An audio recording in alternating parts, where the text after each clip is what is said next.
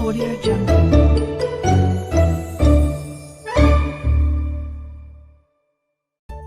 एक समय की बात है जब एक गांव में बहुत ही रईस परिवार रहता था। उस परिवार में जगन, उसकी पत्नी पूनम, उनकी बेटी मीनल और राहुल रहते थे। जगन के उस गांव में काफी जमीन थी और उसका शहर में भी अच्छा खासा कारोबार था। जगन का एक छोटा भाई भी था, रमेश, जो उसी गांव में रहता था। रमेश का परिवार भी एक समय पर काफी अमीर था, पर उन लोगों के शौक और रमेश की दारू पीने की आदत की वजह से उनका सब कुछ बर्बाद हो चुका था। एक दिन की बात है जब जगन शहर के लिए निकल रहा होता है।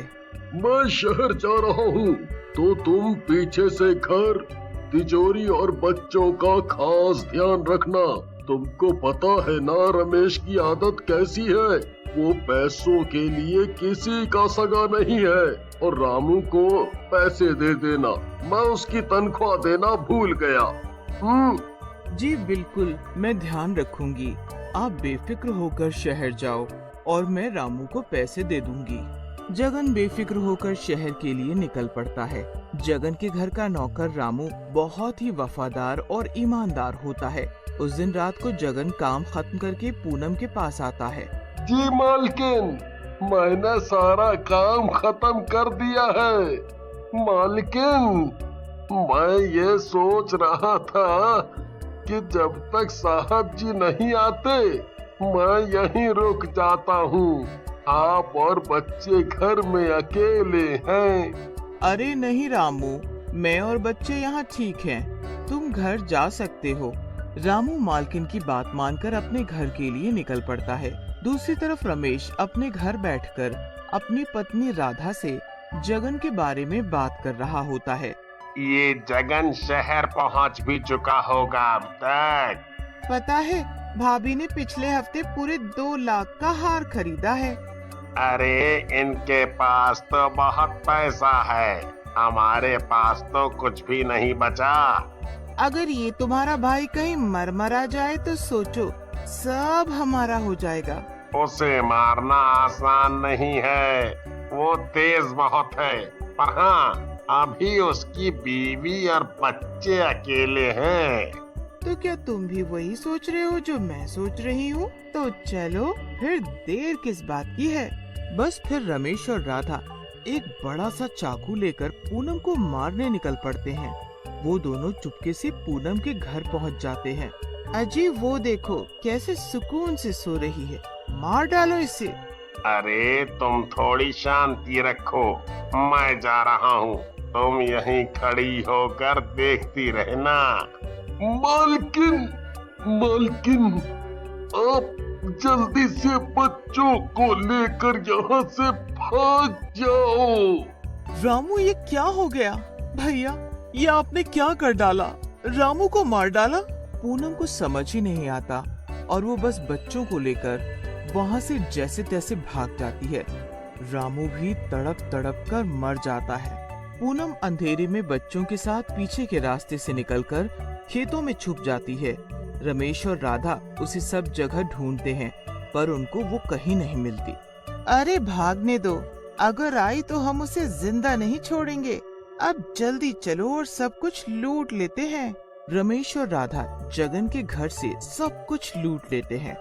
उसके बाद वो रामू को वहीं जगन के घर के पीछे गड्ढा खोदकर उसमें दफना देते हैं।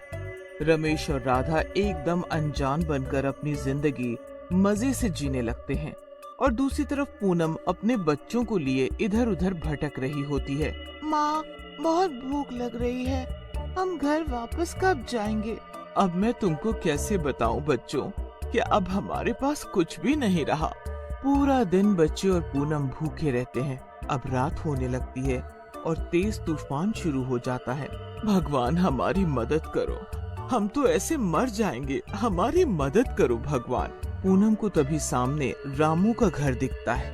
रामू का घर? इससे अच्छी जगह हमारे लिए कोई हो ही नहीं सकती। चलो बच्चों, पूनम घर में जाकर सबसे पहले रसोई में जाती है तो उसी डब्बे में कुछ रोटी मिलती है और एक बर्तन में सब्जी। ये सब तो एकदम ताजा लग रहा है। रामू तो परसों से यहाँ आ ही नहीं पाया। और बेचारा मर भी गया है। पर फिर ये सब यहाँ कैसे? खैर, अभी बच्चे भूखे हैं, पहले उनका पेट भरूं। पूनम पहले तो जल्दी से बच्चों को खाना खिलाती है और दूध पिलाकर सो जाती है।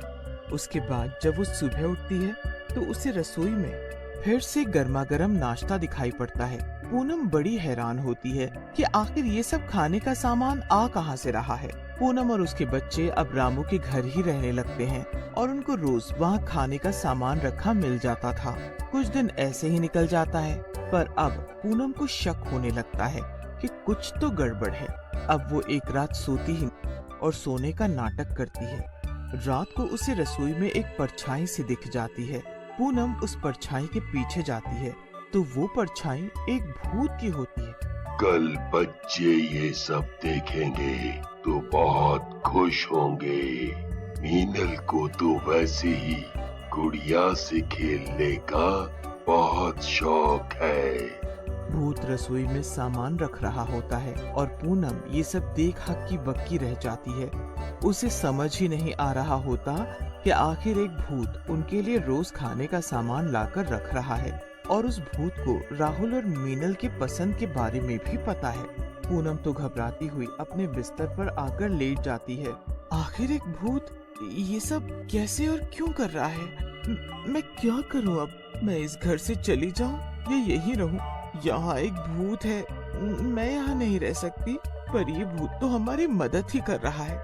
आखिर इस भूत की वजह से आज हम जिंदा हैं और महफूज भी हैं, पर मुझे जानना है कि ये भूत हमारी मदद क्यों कर रहा है। पूनम पूरी रात सोचने में निकाल देती है। जब सुबह होती है तब वो हमेशा की तरह भूत का लाया खाना बच्चों को खिला देती है और खुद भी खा लेती है। बच्चे उसके बाद खेलने लगते हैं, पर पूनम तो अभी भी उस भूत के बारे में सोच रही होती है।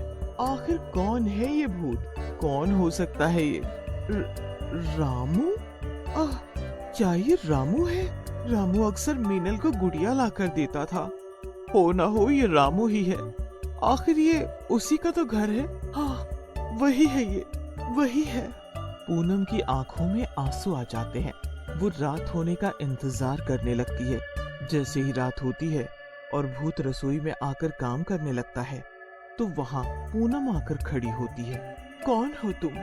जाओ यहाँ से, जाओ अभी। नहीं, मैं नहीं जाऊंगी। मुझे पूरा यकीन है कि तुम रामू ही हो। सच बताओ, तुम रामू ही हो ना?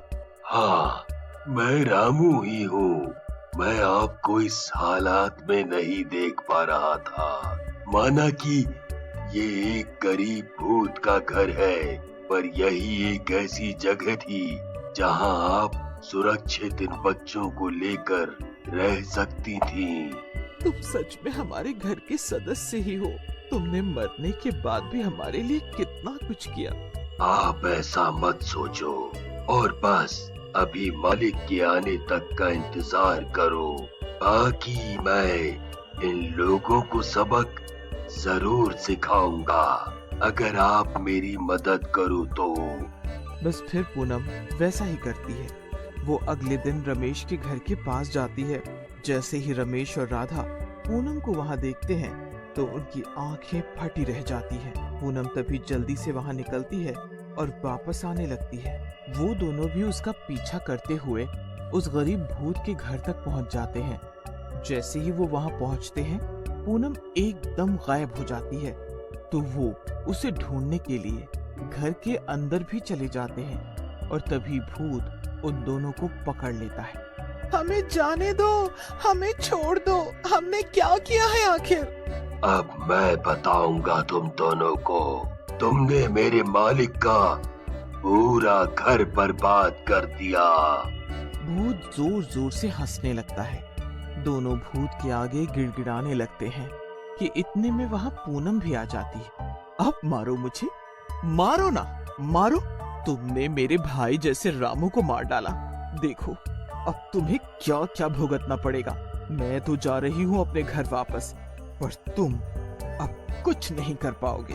इतना कहकर पूनम अपने बच्चों को लेकर घर से बाहर चली जाती है।